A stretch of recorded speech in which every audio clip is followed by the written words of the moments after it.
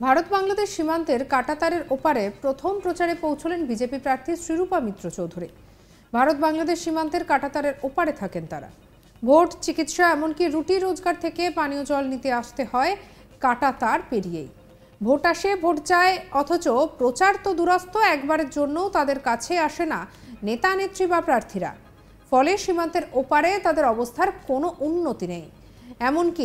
এমনই চিত্র দেখা গেল মালদার কালিয়াচক থানার ভারত বাংলাদেশ সীমান্তের মোহাম্মদপুর হাদিনগর গ্রামে। এই প্রথম দক্ষিণ মালদার বিজেপি প্রার্থী শ্রীরূপা মিত্র চৌধুরী প্রচারে যান। তাকে কাছে পেয়ে মানুষজন তাদের অসুবিধার কথা তুলে ধরেন।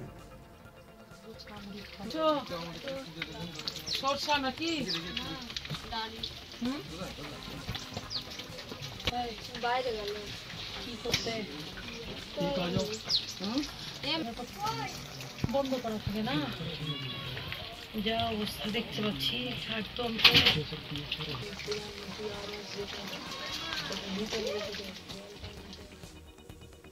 স্থানীয় বাসিন্দা আধুরী মণ্ডল কি বলছেন শোনাবো।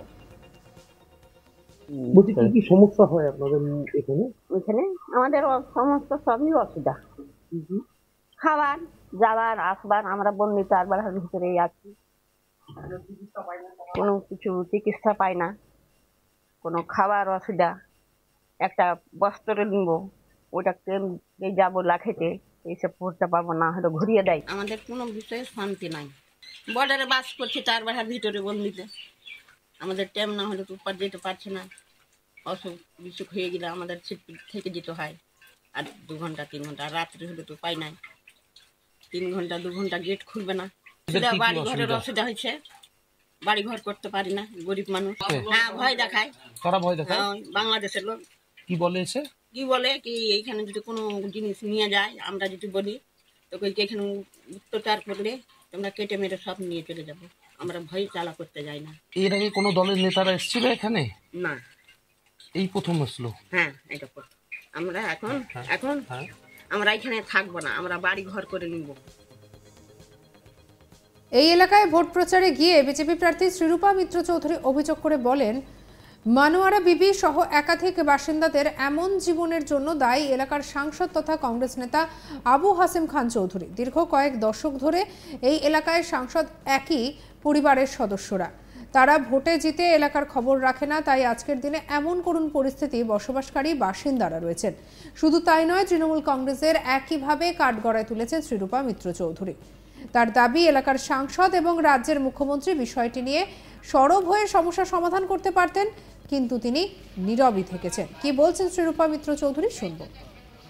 দেখুন, আমি তো বারবার এসেছি, আজকেও এসেছি। আমাদের সবচাইতে বড় সমস্যা হচ্ছে যে গ্রামের মানুষ, তারা যে যেখানেই আছেন, তাদের পরিস্থিতি খুব খারাপ। আজকে যেখানে আপনারা গিয়েছিলেন, আমি গিয়েছিলাম, সেখানে না তো রাস্তা আছে, না কোনো ICDS সেন্টার আছে, না কোনো minimum primary medical health care আছে, কিছুই সেখানে নেই। মানুষগুলোর জমি কিনে যে বাইরে বেরিয়ে যাবেন সেরকম অর্থনৈতিক অবস্থাও নেই। তো এই মানুষগুলোকে পুনর্বাসন দেওয়ার জন্য আমি যথাযথ চেষ্টা করব। মাননীয় প্রধানমন্ত্রী শ্রী নরেন্দ্র মোদীজিকে খুব চেষ্টা করব বোঝানোর যে এই এলাকার মানুষ কি কষ্টে আছেন। জেলা কংগ্রেসের সহসভাপতি অর্জুন হালদার বলেন যে যিনি অভিযোগ করছেন তাকে আগে নিজের মুখে আয়নায় দেখানো উচিত। তিনি তো ইংরেজবাজারের বিধায়ক, তিনি বছর পার হয়ে গেছে, 3 বছর পার হয়ে গেছে, তিনি 3 বছরে কি কাজ করেছেন সেই প্রশ্ন তোলেন। এবং তিনি বলেন যে এলাকার মানুষের সঙ্গে তো তিনি তো যোগাযোগটুকু রাখেননি, কাজ করা তো অনেক দূরের কথা। আবু হাসেম খান চৌধুরী MP হয়েছেন, পরপর 3 বার কাজ করেছেন, কিন্তু মানুষ কি করেছে সেই জবাবটাই তো দেবে। যারা কাজ করবে না, এলাকার মানুষ জবাব দেবে। সুতরাং তিনি যে কাজ করেছেন এটাই প্রমাণ। কে কি বলল তাতে যায় আসে না। কি বলছেন সহসভাপতি অর্জুন হালদার শুনব। দেখুন, যিনি অভিযোগ করছেন তাকে আগে নিজের মুখটা আয়নাতে দেখা উচিত। তিনি তো ইংরেজবাজার কেন্দ্র থেকে MLA হয়েছেন, তিনি তো জিতে এসছেন, তিনি একজন বিধায়ক প্রতিনিধি। 3 বছর পার হয়ে গেছে, তিনি 3 বছরের জন্য মানুষের জন্য কি করেছেন সেটা আগে প্রশ্ন তোলা উচিত। তিনি তো এলাকার মানুষের সাথে যোগাযোগটুকু রাখেননি, কাজ তো দূরের কথা, এলাকার মানুষ বলছে। কর্মত চোখ দিয়ে এইভাবে দেখতে হবে, দেখার মতো চোখ রাখতে হবে। যিনি আমাদের এমপি ছিলেন, এখনো আছেন, এইচ খান চৌধুরী প্রিয় ডালুদা আমাদের, তিনি বারবার সংসদে গেছেন জিতে, এমনি নয়, ছলচাতুরি করে নয় বা জোর জুলুম করে ভোট নিয়ে নয়, মানুষের অন্তরের জায়গাটা তৈরি করেছিলেন তার কর্মের বিনিময়ে।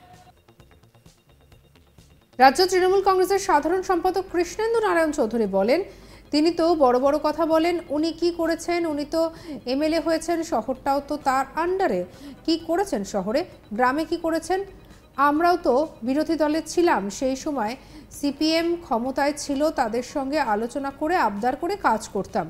উনি কি করেছেন? দিল্লিতে সরকার তাদের, যদি এমপি কিছু না কিছু করেন উনি করতে পারতেন তো ধরে ধরে এনে, উনি করতে পারলেন না, উনি তো প্রচুর ভোটে জিতেছিলেন। এই কথা বলেছেন তিনি। কি বলছেন কৃষ্ণেন্দু নারায়ণ চৌধুরী, শুনবো। দেখুন, উনি তো নিজেকে খুব বড় বড় ভাবেন ও বড় বড় কথা বলেন। আগের এমপি কিছু করেননি, গনি খান চৌধুরী কিছু করেননি, নিরঞ্জন দাস মুন্সি কিছু করেননি, প্রণব মুখার্জি কিছু করেননি, বলে দিলেন উনি কি করেছেন। উনি তো এমএলএ হয়েছেন, এমএলএ হিসাবে আমরা তো এই শহরটা তো তার আন্ডারে। কি করেছেন শহরে, গ্রামে কি করেছেন? আমরাও বিরোধী দলের এমএলএ ছিলাম, আমরা বিরোধী দলের থাকাকালীন তখন সিপিএম এর সরকার ছিল, তাদের কাছ থেকেও আমরা আবদার করে দরবার করে আমরা কাজ করাতাম। উনি কি করেছেন? আর এই নিয়ে আমাদের প্রতিনিধি মিল্টন পালের রিপোর্ট দেখাবো আপনাদের। মালদার ভারত বাংলাদেশ সীমান্তবর্তী হাদিনগর গ্রাম, বিগত 15 বছর ধরে এখানে কংগ্রেস ক্ষমতায় রয়েছে দক্ষিণ মালদা বিধানসভা কেন্দ্রে, কিন্তু ওপারে রয়েছে 350টিরও বেশি ভোটার। কিন্তু দেখা যাচ্ছে সেই ভোটাররা এখনো পর্যন্ত না পেয়েছে চিকিৎসা ব্যবস্থা, না পেয়েছে পড়াশোনার কোনো স্কুল, যার জন্য তারা ওই কাঁটাতারের ওপারে দীর্ঘদিন ধরে রয়েছে এবং 350টি ভোটারও রয়েছে, কিন্তু তারা পাচ্ছেন না কোনো সুবিধা। কার্যত তারা ভারতবর্ষেরই একটা অংশে তারা সেখানে বাড়ি করে রয়েছেন, কিন্তু তারা চাইছেন যে এইবারে তাদের পরিবর্তন হোক এবং তারা যাতে সুচিকিৎসা, পড়াশোনা ব্যবস্থা এবং পড়াশোনার যে সিস্টেম রয়েছে সেই সিস্টেমের যে সমস্ত সুযোগ সুবিধা রয়েছে তারা যেন পায়।